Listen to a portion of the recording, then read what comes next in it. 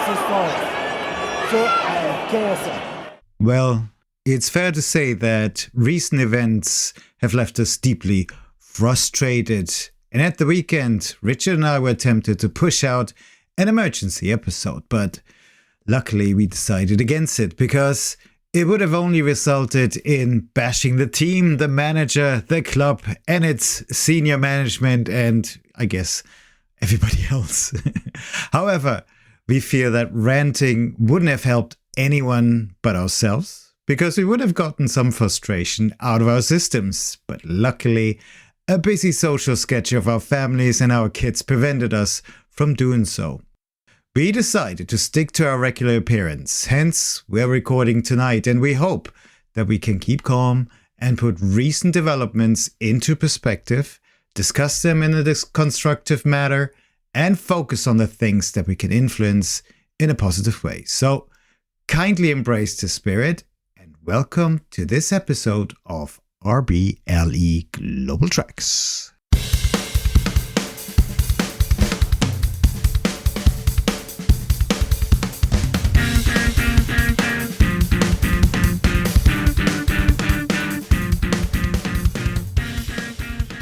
So, good evening, Richard. How are you today? Good evening, Mario. It's Thursday night. Everything's fine.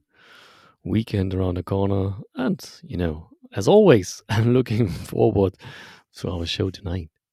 Brilliant. Me too, I must say. And I recovered from last weekend. Today we only got two topics, really. That's last match of RB Leipzig at Stuttgart, and there was no cause for celebration, especially not with champagne, so lots of beer.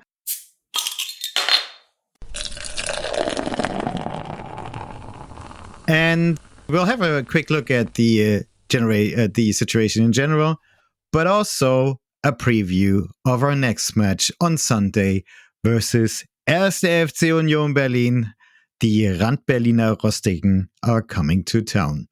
So, Richard, we have to do it. We have to look at the last match of RB Leipzig at Stuttgart.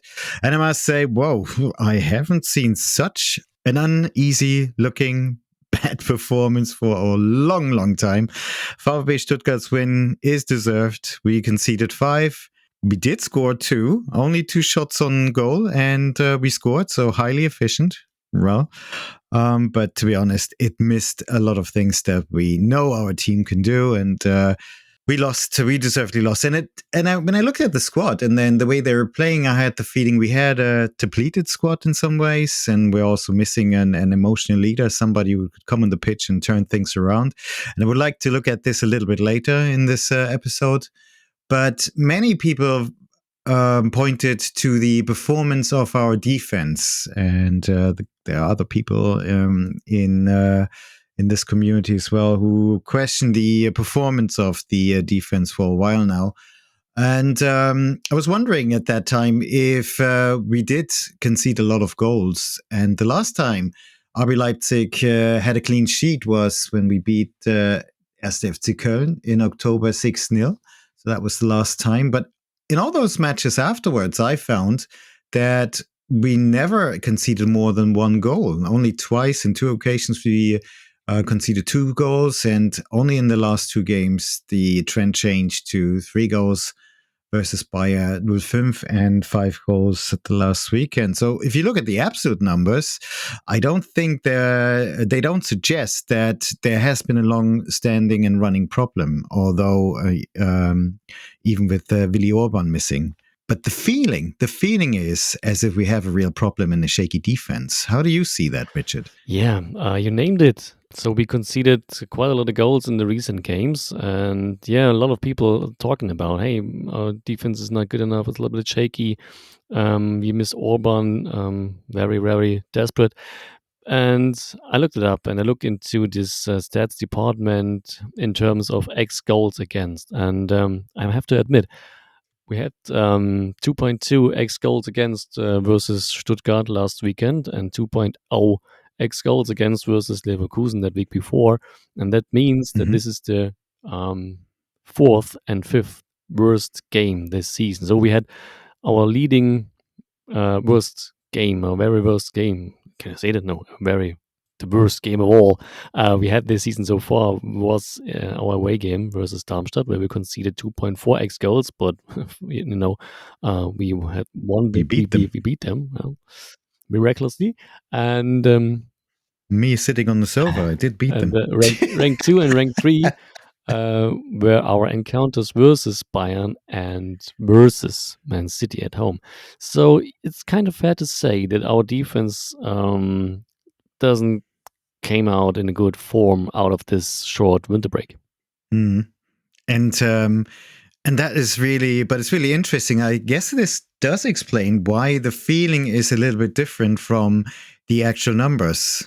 That's an interesting stat as well. But I have another feeling which is strange. I'm not sure how you can put this into numbers as well. But ever since the winter break, when RB Leipzig is playing, and I look at the sidelines where players warm up, it feels like we have a depleted squad. It feels like we have 4 to 5 key players who are injured on a permanent basis and never come back. And we always play with reduced power. And I was wondering, why do I get this feeling?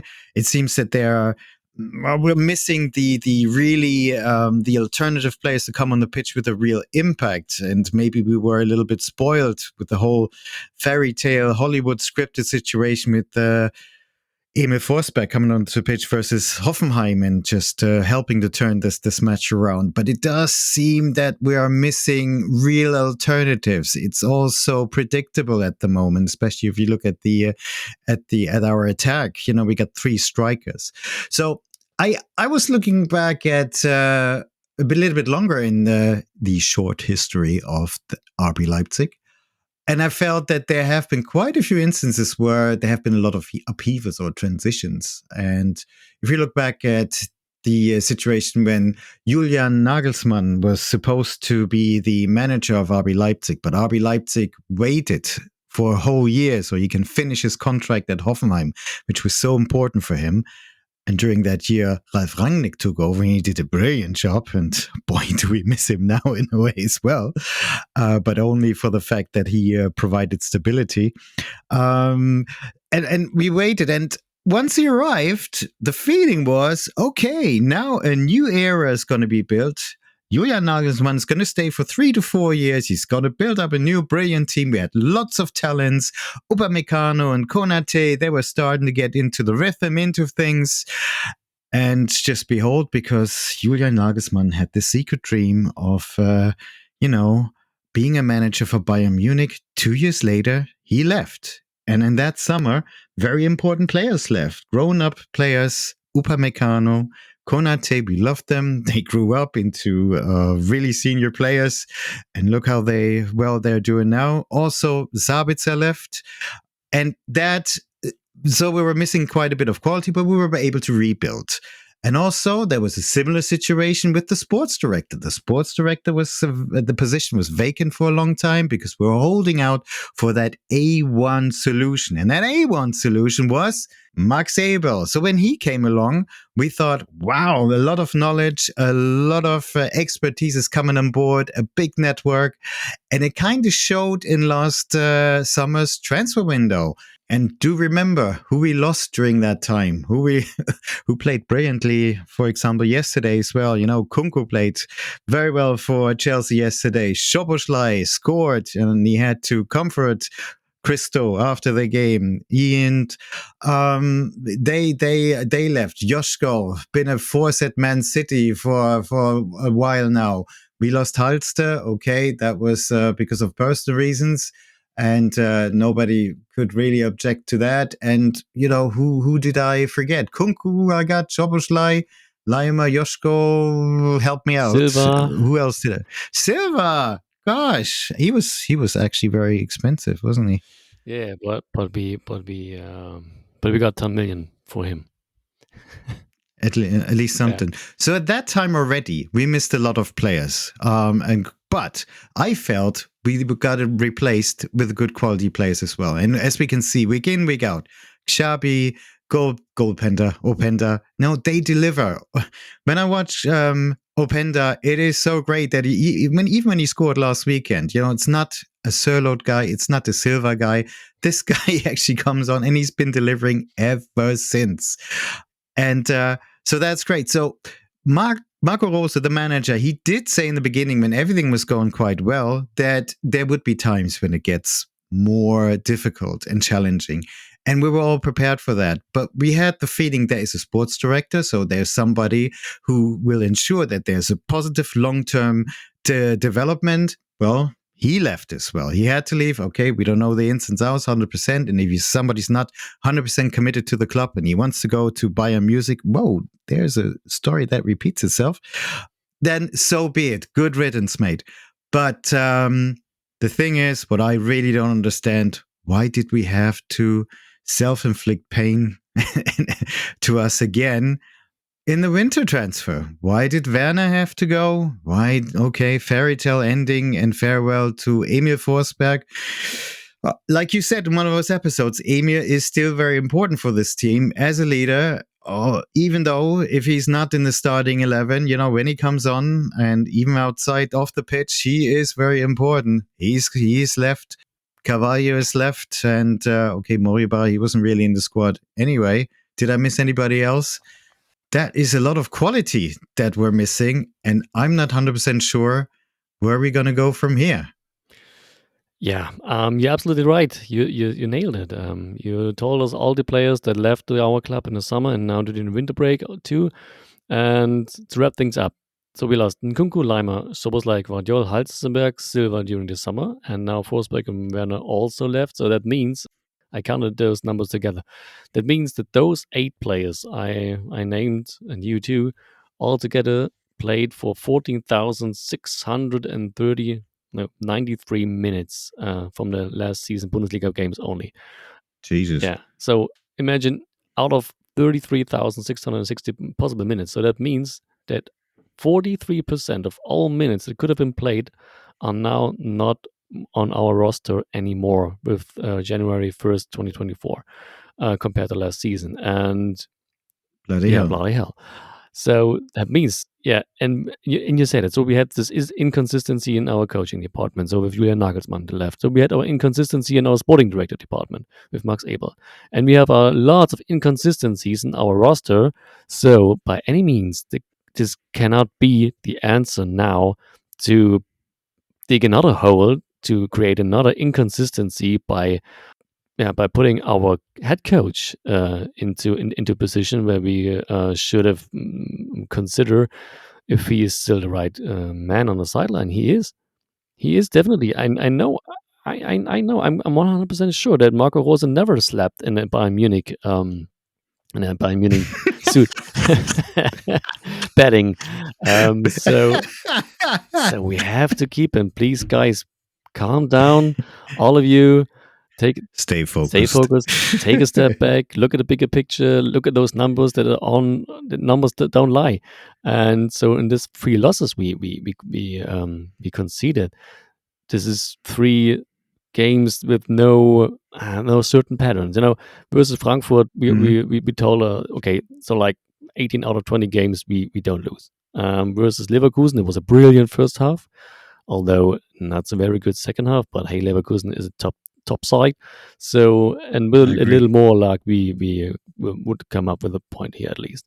And this game versus Stuttgart, okay, this was a completely meltdown. But this is something we never saw, or that we didn't saw for a very long time. So the last game I remember that bad, it was something like an 0-4 versus Sandhausen, and this like, I don't know, or 0-3 versus Hamburg SV in the first league when we were promoted. So that's like 6 or 7 years ago. So this is something unique we saw at the weekend, and it's very, very likely that we won't see this again in a very long time. And I'm 100% sure that Marco Rose is our head coach from now on for hopefully a lot more years to come. I must say, I don't really sense a big wave and surge of people demanding of Marco Rose to be questioned, to be replaced. There are voices here and there who may question the way he puts his team together, the tactics that he's playing, especially if you look at Timo Werner, who's now really playing in a different system, suits him a lot better. and he's performing really well. But I remember when he came back, everybody was wondering, is he joining a club with the right system for Timo Werner? And but that's a different story. And so I think he has the support of most of the people, and people do keep calm. It's just, and like you said, it's been 3 games, 3 losses in a row.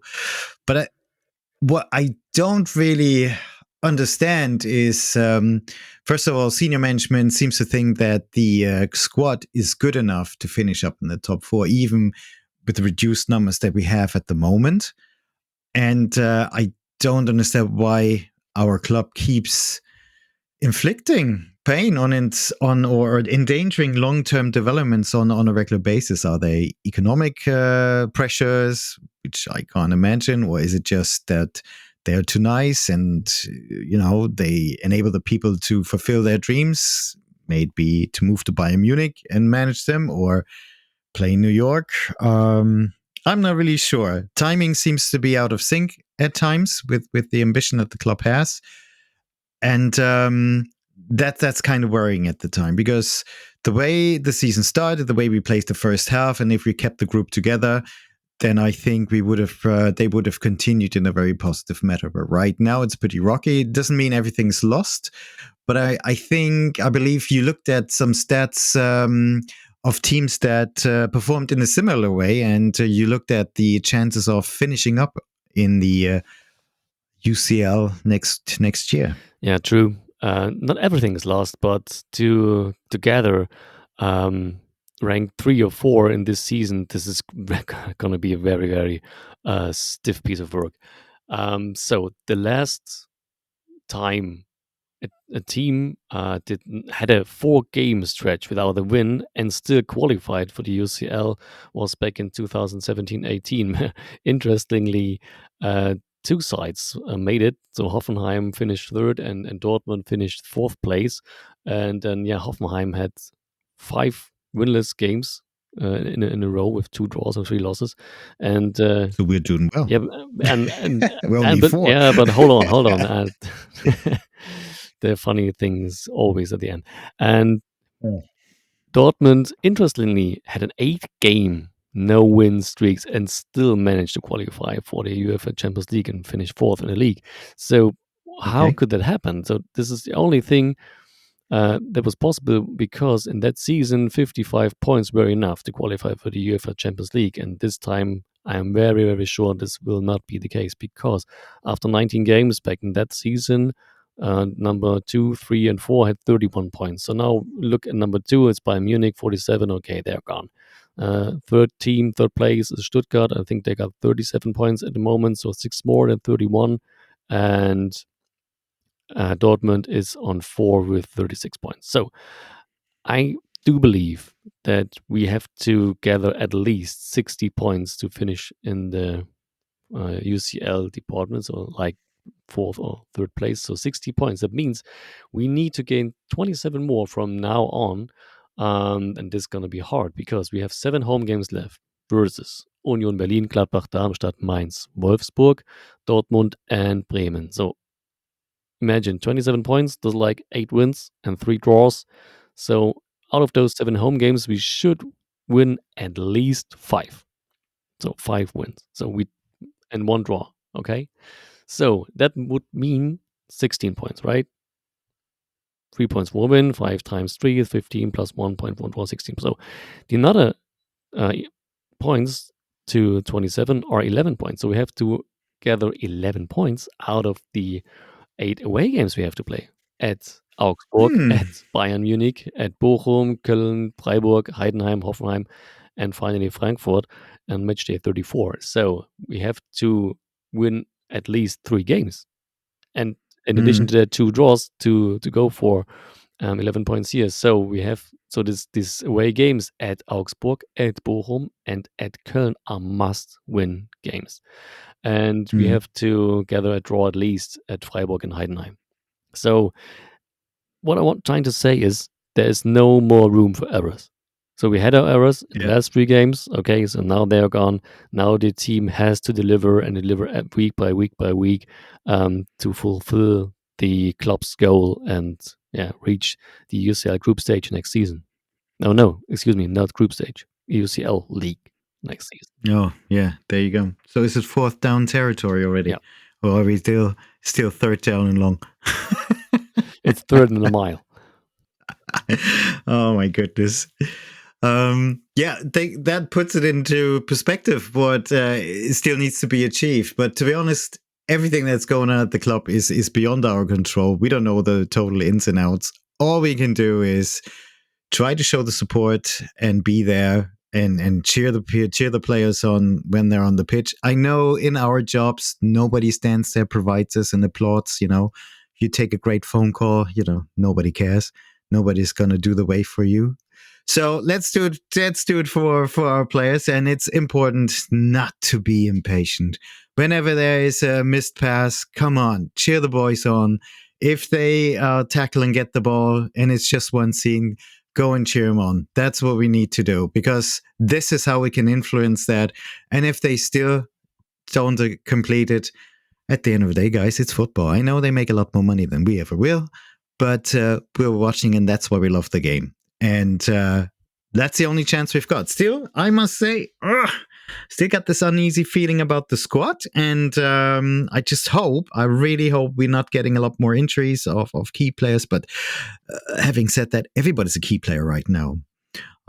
So for the long term, I wish we get a bit more stability, something to look forward to, so the club can actually develop over a couple of years in not so rocky waters, and is able to, get these trophies that we want to have. Just bear in mind, in the last 2 years, the club got 3 trophies, which is actually amazing with all this upheaval. And just imagine what could be possible if they have and I'm sure they have a plan, but if they actually stick to it and carry it out, follow it through.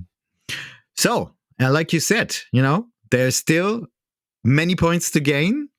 Introducing our next opponent, their ignorant check. Let's start with our match on Sunday.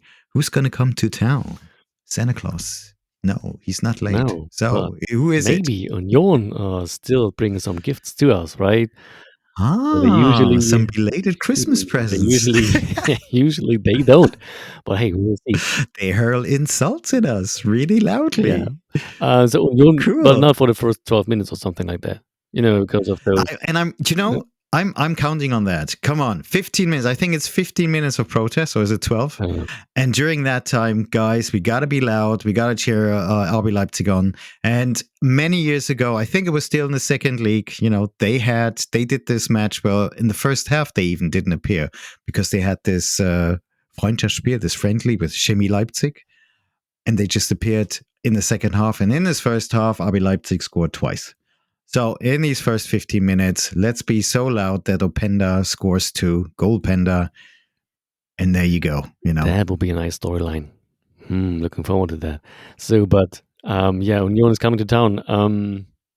How often have you lost to Union Berlin? There was a time when I think there were 5. It was the same score 5 times in a row, like 2-1. Yep, we lost 5 times in a row, and in total 6 times. So what? Yeah. Unbelievable! It is. So we got. It's not on. No, we got. We only lost to 2 other clubs more. So we lost 9 times to Bayern and 8 times to Dortmund and 6 times to Union. It's quite amazing.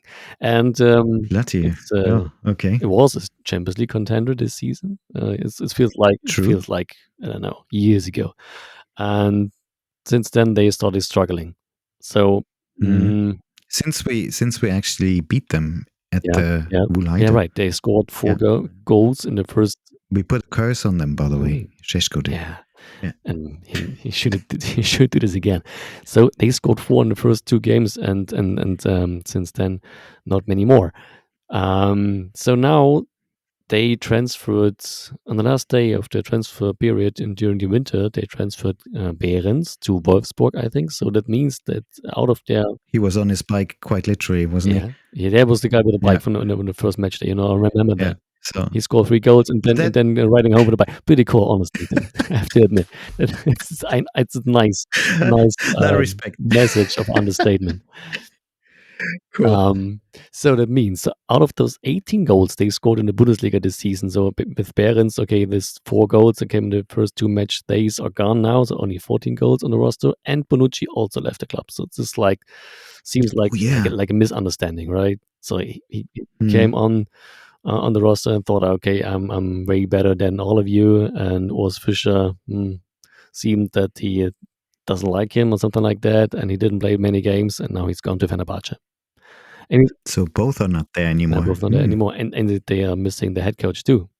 So because yeah, I don't True. know who's it called, Bielsa? I don't know. Yeah, he delivered.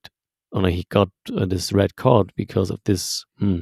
Something like we would call in German Scharmützel versus Sané. Yeah, and now he won't be at the sideline. So Doesn't matter though, to be honest, because I think the team is going to be not easy to play anyway, and their 6,000 supporters who will show up will be very loud, yeah, and Arc will be almost louder than all of us. And there's going to be a lot of hate coming from that side as well, as they usually do. But funny enough, I don't see it as a long-standing rivalry. But it's because our club is so young, and pretty much everybody in the Bundesliga dislikes us, to put it in mild terms. But what are we looking at in terms of for RB Leipzig? I would, we kind of addressed the defense. We kind of addressed the fact that we have depleted, feels like a depleted squad, and we addressed the fact that some players are missing now who provided stability and experience. What do you think about that? What should Marco Rose do in this instance to turn things around? yeah, we got Orban back. So Orban's back healthy. He came on the pitch versus Stuttgart, and since he came on, we didn't concede a goal. That's How many minutes was I that? think 15 or something like that. So Okay, it's a that's start, some daylight. And Xavi back from his yellow card suspension. So Thank God. Yeah. and with this, I don't know, with this key players. So we have Orban in the defense, hopefully from the beginning. Xavi, our brain in the offensive midfield, hopefully from the beginning. And maybe Campbell, hopefully back to the form he showed us in back those days when he performed better. This might be crucial to gain more stability within the squad, and Orban could be this voice we truly missed in the recent games since Forsberg left. Mhm. So That yeah, that I agree, and that would be good to see. But if you look at the line behind Orban, there are calls out for Pete to come back, and because he's the, let's say, more experienced one than Yanis, and Yanis lately. I don't know if these were blunders, but it seems to me that there were two teams who sussed out that you just need to block him when there's a corner kick to make him miss the ball, and it seemed like a tactic to me almost. But I think he still performed quite well. he's, So is there a reason for Pete to come in? in my opinion, too, he's performing okay. So he's not like superhuman and blocking shots that are outstanding to block or something like that. So he doesn't do this at the moment, but he's still an okay Bundesliga keeper, and I'm not sure if Pete is an upgrade to this performance right now. And yeah, and I read this article in the internet that Blaswig should be statistically one of the worst keepers of the league. But to be honest, those stats you can find for goalies, so especially this plus no, excuse me, post shot X goals plus minus statistics. So it's usually you can take that to compare those goals you conceded and to the goals that you should have conceded statistically, and either way. So if you concede more goals than you should statistically, so that should mean that you're not a good goalie than you could be.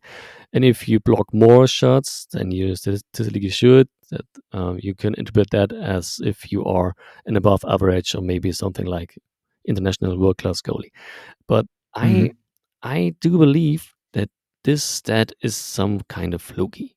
And I looked it up, and Hmm. Pete Gulashi, Pete the Wall, he had this outstanding 2018-19 campaign, where his number in this department, this PSX goal plus minus, is plus 11.9.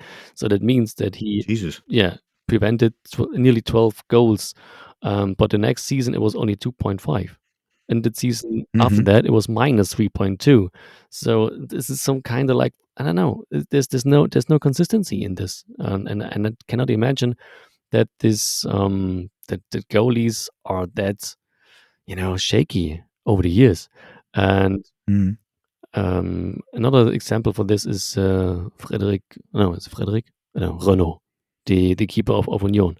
So he had always Mhm. around nil. So 0.7 in the 2018-19 campaign, 0.3 that year later, then some kind of minus 0. Something, and the last season plus 8.2, like a magician. So like he Mhm. blocked everything. And would you consider Baumann, the Hoffenheim keeper, as an above average Bundesliga keeper? Would you consider him? Very good keeper. Yeah. Yeah, definitely. Yeah, me too. So if you look at those numbers, in the last 2 seasons, he had minus 4.5 and minus 5.6. Yeah, Both I somehow no, that it doesn't yeah, it fit, does doesn't it? fit to my recognition. Okay. So It's a bit. It's to me. It's similar to X goals, isn't it? yeah, something It's like that. always supports a feeling, Mhm. but it's not really fact, is it? Yeah, I'm not done with this statistics, but I have to get more information about that and how this is calculated Mm. to finally make an estimated statement about that. So But so you would say Yanis should remain in goal? he should remain, but it doesn't really matter. It doesn't really matter. I cannot see it's Mm. an upgrade if you change your goalie here. Before we get to your starting 11, there's one player I need to talk about, and I'm a bit frustrated about this as well. In bearing in mind that quite a few players left again in the winter time, in the winter transfer, and then somebody comes on board who doesn't help us straight away because he doesn't start straight away. Elmas. He played for a couple of minutes in the first game, then 5 or 6 minutes versus Stuttgart. But to be honest, there's no way he can show whatever he's capable of. So why the heck is he not playing from the start? Yeah, he had this minor injury before he left Neapel. Rücken wie Maybe. Werner. Excuse me? Rücken wie Werner. No, his thigh, an upper leg injury, it Okay, was. okay. So maybe there is still something not 100% okay with that, so that he's not ready Mm, for 90 minutes. okay. But you're right. I would, and I emphasized this last episode, I want to see him from the beginning. And Yeah. I have him, I can spoil that, I have him in my lineup prediction. Oh my gosh. So if you did a spoiler already, let's get to your starting 11. Okay, let's go. Liebe Fußballfans, wir kommen jetzt zu unserer heutigen Mannschaftsaufstellung. I guess I would leave Janis Blaswich between our goals. Then don't change the defense formation. So like stick to 4 defenders: Don't. Henrichs, Orban, Klostermann, and Raum. I want to see Orban back in the starting lineup because I think if he's ready to play, and even if he's not ready to play for 90 minutes, it's more useful to have him on the pitch from the very beginning than bring him on like after, I don't know, 45 or 60 minutes. Although we know Marco Rosa doesn't do that anyway. But you know what? That would get the crowd going, and it would give us some confidence and something to cheer about Yeah, and get us going. but imagine if we were like down 1-2 or 0-1, and you cannot bring in fresh defender. That doesn't make sense at all. True. So then defensive midfield, Schlager and Kampel, and then I would like to see something else compared to the recent games. So in the recent games, you always play with 2 strikers and 2 offensive midfielders. I would sacrifice 1 striker to strengthen our offensive midfield a little bit. And I would like to say, I'd like to see in the starting lineup Xavi in our offensive midfield, right in the middle, and on the left and right side, Olmo and Elmas with a lonely striker goal Panda. That would be Okay. interesting. Very interesting. But why would you like to see that? I think this gives us more options to change during the game. So we could like Hmm. exchange Openda for Shesko or Paulsen, of course. We could change Elmas or Olmo for Baumgartner. Baumgartner could advance as a second striker if necessary. And I think this opens up our tactical department a little bit. For sure, it would make us a little bit more unpredictable, because I think at the moment we're easy to suss out. But that's just my impression that I've got at the moment. Okay, so in terms of scoreline, what do you predict? We are going to win our very first home game since 2021 versus Union Berlin by 2-0. The last goal scorer, the last guy that scored a winning goal was, by the way, Emil Forsberg. Yeah, I know. I didn't want to say it, but hey, my scoreline is 2-1. We're definitely going to win. We have to win. And guys, let's get out there. Let's, like the Americans say, let's make some noise. We got to be loud. We got to cheer them on and try to be patient. It's going to be tight. It's the only thing we can do. We can only try to support them in that way. We can't play for them because they can do it a lot better anyway. So, with this in mind, let's run into the weekend. Let's get wild and celebrate 3 points on Sunday night. See where we are. It's going to be still a long season. Everything's still possible. But from now on, hey guys, no slip up. So, Richard, thank you very much for another episode. And to everybody else, thank you for listening. We would be so happy if you could subscribe to our podcast, leave your thoughts about our podcast on your platform or via email at talktous@rbleglobaltracks.com or find us on Twitter at podcast_RBL. Thanks a lot for listening. Have a great weekend. Talk to you next week. Auf geht's, Leipziger Jungs!